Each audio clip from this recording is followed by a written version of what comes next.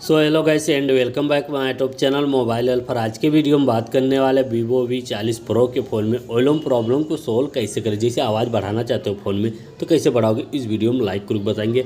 हमारा video useful लगे तो लाइक कीजिए। सेटिंग को अपने ओपन करना, आपके सामने ऐसा इंटरफेस है। थोड़ा आपको ऊपर की तरफ स्क्रॉल डाउन करना। स्क्रॉल डाउन करने के बाद यहाँ देखने मिलेगा साउंड एंड ऑयलम का ऑप्शन, इस पर क्लिक करना। इस पर क्लिक करने के बाद आपके सामने ऐसा इंटरफेस शो होता है। फिलहाल मैं आपको बता देता हूँ, ऊपर थोड़ा स्क्रॉल करना, ये ऑप्शन बंद होगा, यहाँ ध्यान देना, ये बंद होगा तो इसको ऑन करना। इसके बाद यहाँ से ऑयलम बढ़ा सकते हो। गैस अगर ये बंद रहेगा तो जैसे यहाँ पे 100% बढ़ेगा, और इसको अगर ऑन करके ऑयलम बढ़ाते तो यहाँ पे 150% ऑयलम बढ़ेगा। यहाँ पे देख सकते हैं आपके सामने एक डेमो है।